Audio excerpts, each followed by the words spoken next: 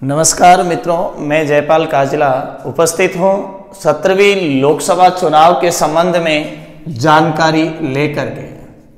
देखें, आज अपन उस विषय पर बात करने जा रहे हैं जिस विषय को लेकर के चाहे वो देश का वृद्ध मतदाता हो, चाहे देश का नौजवान मतदाता हो, चाहे राजनेता हो या व्यापारी हो या फिर कोई अन्य देश का सामान्य नागरिक हो, सब इस राष्ट्रीय जो पर्व, लोकतांत्रिक पर्व जो आ रहा है, इस पर्व को और ज्यादा उत्सुक बनाते नजर आ रहे हैं, और ज्यादा मतलब लोकप्रिय बनाते नजर आ रहे हैं।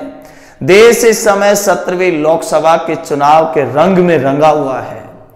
पूरे देश में इस समय 7 राष्ट्रीय राजनीतिक दल अपने एजेंडे के साथ जनता के बीच में है। देश के उन 90 करोड़ मतदाताओं का भविष्य उस 23 मई की शाम तक आते आते क्लियर हो जाएगा कि देश की जनता अपने भविष्य की बागडोर किस राजनीतिक दल के हाथ में देने जा रही है, अपना नेता किसको चुनने जा रही है, वो ऐलान 23 मई 2019 को होने जा रहा है। लेकिन उस लोकतंत्र के मंदिर का गठन, जिसे एक प्रकार से अपन जनता का सदन कहते हैं, उस सदन का गठन 3 जून 2019 से पूर्व हो जाएगा। ठीक है, यहां पर देखें 17वीं लोकसभा के चुनाव के संदर्भ में अपन बात करें तो 11 अप्रैल से लेकर के 19 मई 2019 तक कुल 7 चरणों में 17वीं लोकसभा के चुनाव होने हैं। कितने चरणों में?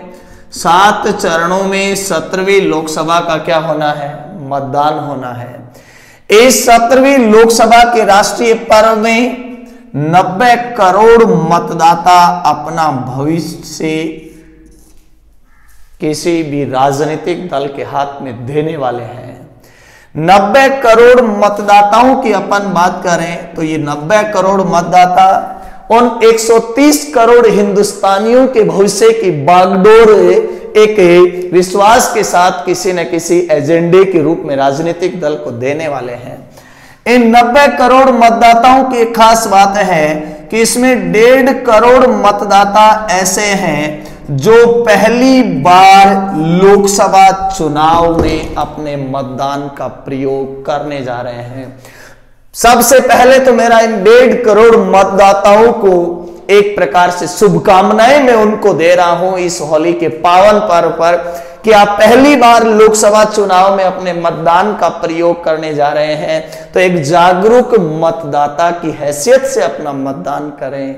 आप एक राष्ट्र की सरकार चुनने जा रहे हैं, आपकी सरकार कैसी होगी ये पूरी दुनिया आपको देखेगी।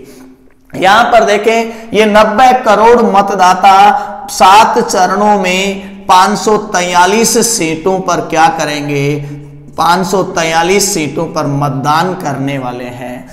मित्रों, भारत में चाहे वो जम्मू कश्मीर हो, चाहे भारत का केरल हो, चाहे असम हो, चाहे राजस्थान हो, चाहे पंजाब हो, कुल 543 सीटों पर उस पूरे भारत के भौगोलिक क्षेत्र में चुनाव होने जा रहे हैं। कितनी सीटों पर? 543 सीटों पर 90 करोड़ मतदाता 7 चरणों में ये मतदान होने जा रहा है। 7 चरणों में बात करें तो पहला चरण 11 अप्रैल को शुरू होगा, दूसरा चरण 18 अप्रैल को होगा, तीसरा चरण 23 अप्रैल को होगा, चौथा चरण 29 अप्रैल को होगा, 5वां चरण है ये 6 मई को होगा और 6वां जो चरण है ये 12 मई को होगा। कितनी? 12 मई। और मित्रों 7वां चरण 19 मई को खत्म होगा। कुल 7 चरणों में ये मतदान होने जा रहा है। 7 चरणों की अपन बात करें तो राजस्थान में 29 अप्रैल और 6 मई 2 चरणों में मतदान होने जा रहे हैं मित्रों। और 29 मई की अपन बात 29 अप्रैल की अपन बात करें तो 13 लोकसभा सीटों पर चुनाव होंगे और 6 मई को कुल 12 सीटों पर लोकसभा चुनाव होंगे, यानी राजस्थान में 25 सीटों पर चुनाव होंगे। राजस्थान में 4 करोड़ 84 लाख 79,229 मतदाता 25 सीटों पर अपना भविष्य तय करेंगे। मित्रों, देश में 90 करोड़ मतदाताओं की अपन बात कर लें तो कुल मतदाता ब्राजील, अमेरिका, मिस्र और इंडोनेशिया, इन चारों राष्ट्रों के मतदाताओं को भी मिला दिया जाए तो भारत के मतदाताओं की संख्या क्या है? ज्यादा है। मित्रों, निर्वाचन आयोग ने जब इन 7 तिथियों का ऐलान किया, 7 चरणों में चुनाव का ऐलान किया, तो साथ में ये भी ऐलान कर दिया कि इन्हीं तिथियों में 4 राज्यों में विधानसभा चुनाव भी होंगे। कितने राज्यों में? 4 राज्यों में विधानसभा चुनाव होने वाले हैं। और उन 4 राज्यों के विधानसभा चुनाव की अपन बात करें तो उन 4 राज्यों में नाम किसका आता है? उन 4 राज्यों में नाम आता है अरुणाचल प्रदेश का। अरुणाचल प्रदेश के साथ अपन बात करें तो एक नाम आता है सिक्किम का, एक नाम आता है ओडिशा का, इसके अलावा एक जो नाम आता है, ये नाम आता है अरुणाचल प्रदेश, सिक्किम, उड़ीसा, और एक नाम आता है आंध्र प्रदेश। कुल मिलाकर के अपन बात करें तो इन 4 राज्यों में विधानसभा चुनाव भी 17वीं लोकसभा चुनाव के साथ ही होने जा रहा है। मित्रों, इस पर्व के ऊपर निर्वाचन आयोग ने एक ऐप भी लॉन्च किया है। अगर आपको किसी राजनीतिक दल या किसी पार्टी विशेष से किसी प्रकार की समस्या हो रही है तो आप अपनी शिकायत है ये इस ऐप पर दर्ज करवा सकते हैं। वो ऐप है सी विजिल ऐप। इस ऐप के ऊपर आप अपनी शिकायत दर्ज करवा सकते हैं।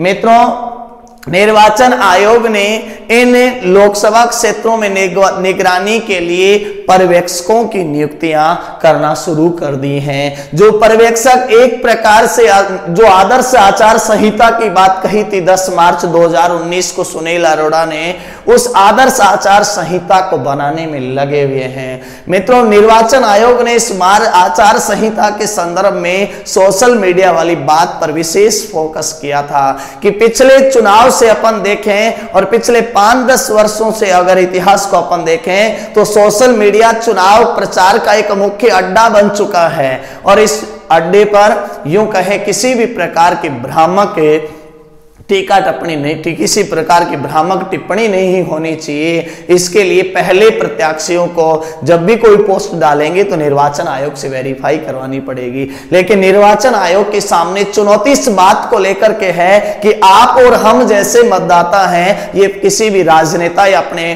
फैन की फेक आईडी बना लेते हैं और उस पर किसी भी प्रकार की पोस्ट शेयर करते रहते हैं। मित्रों, इनसे बचिएगा, क्योंकि अपन एक राष्ट्र की सरकार का गठन करने जा रहे हैं, जिस राष्ट्र की सरकार के हाथ में अपने आने वाले 5 वर्ष का भविष्य होगा और दुनिया के साथ अपने संबंधों को वो 5 वर्ष तय करेंगे। मित्रों, जब 10 मार्च 2019 को सुनील अरोड़ा ने प्रेस कॉन्फ्रेंस जारी की और जब 11 मार्च को आचार संहिता लागू हो गई, उसमें देखिएगा स्पष्ट क्या क्या है होती है आचार संहिता में कि कोई भी मंत्री किसी भी सरकारी दौरे के इस्तेमाल चुनाव प्रचार के लिए नहीं करेगा। कोई भी मंत्री है ये सरकारी दौरे का इस्तेमाल किसके लिए नहीं करेगा? चुनाव प्रचार के लिए नहीं करेगा। किसी भी सरकारी संसाधन का इस्तेमाल है ये किसी भी प्रकार से चुनाव में नहीं होना चाहिए। सत्ताधारी जो नेता हैं ये सरकारी वाहनों या भवनों का प्रयोग नहीं करेंगे चुनाव के लिए। इसके अलावा कोई भी राजनेता या कोई भी प्रत्याशी अपने जुलूस या बैठक का आयोजन कर रहा है तो उसकी पूर्व में उसे परमिशन लेनी पड़ेगी। इसके अलावा सभा का स्थान है, सभा का जो समय है ये पुलिस को देना होगा ताकि वो उचित व्यवस्थाएं कर सके, नागरिकों की सुरक्षा कायम कर सके। कोई भी राजनेता अपने भाषण में किसी धार्मिक भाषा या मतदान को लुभाने के लिए किसी भी प्रकार के धार्मिक समुदाय या भाषा को लेकर के किसी भी प्रकार का मतभेद नहीं होना चाहिए जिससे समाज में घृणा फैल जाए। मतदाताओं को रिझाने के लिए आप उन्हें रिश्वत नहीं दे सकते, यानी प्रलोभन नहीं दे सकते। उन मतदाताओं को बाहुबली प्रत्याशियों द्वारा परेशान नहीं किया जा सकता। किसी भी व्यक्ति विशेष पर आप इस दौरान टिप्पणी करने से बचें। दीवार या भूमि का उपयोग बिना इजाजत नहीं करें। मित्रों, निर्वाचन आयोग ने अपने शब्दों में स्पष्ट कर दिया कि जो राजनेता हैं या जो प्रत्याशी होंगे या जो राजनीतिक दल हैं, ये राजनीतिक दल सेना व जवानों का गुणगान अपने एजेंडे में नहीं करें, अर्थात मतदाताओं को लुभाने के लिए वह सेना व जवानों की गुणगान नहीं कर पाएंगे। मित्रों, इस राष्ट्रीय पर्व के दौरान, इस लोकतांत्रिक पर्व के दौरान रमजान का महीना होगा, शादियों का माहौल होगा, अन्य छोटे छोटे त्योहार भी उस समय, क्षेत्रीय त्योहार भी होंगे, लेकिन हम सबको इन सब के बीच इस राष्ट्रीय पर्व को, इस लोकतांत्रिक पर्व को और ज्यादा लोकप्रिय बनाने के लिए अपने मतदान करने तक जरूर जाना है, मतदान केंद्र तक जरूर जाना है। मित्रों, इस दौरान 10 लाख पोलिंग स्टेशन होंगे देश में। कितने? 10 लाख पोलिंग स्टेशन होंगे और अपने राजस्थान में पोलिंग स्टेशन होंगे 51,965। कितने होंगे? 51,965 पोलिंग स्टेशन होंगे। राजस्थान में मुख्य निर्वाचन अधिकारी होंगे आनंद कुमार। कौन होंगे? आनंद कुमार। मित्रों, ऐसी ही जानकारियां लेकर मैं आगे भी आपके साथ उपस्थित रहूंगा, लेकिन इस खास रिपोर्ट में आपने देखा 17वीं लोकसभा चुनाव से संबंधित जानकारियां। इस 17वीं लोकसभा चुनाव में सबसे ज्यादा सीटों पर जो मतदान होने जा रहा है वो उत्तर प्रदेश राज्य में होने जा रहा है। उत्तर प्रदेश राज्य में मतदान 80 सीटों पर होने जा रहा है। राजस्थान की अपन बात करें तो राजस्थान में इस दौरान 25 सीटों पर मतदान होगा, जिनमें पहला चरण 29 अप्रैल को तो दूसरा चरण 6 मई को होगा। ठीक है, धन्यवाद मित्रों। ऐसी ही जानकारियां प्राप्त करने के लिए आप हमारे चैनल को सब्सक्राइब करें, वीडियो को शेयर करें और आपको पसंद आया है तो आप अपने समस्त मित्रों तक इसे जरूर पहुंचा दें। धन्यवाद।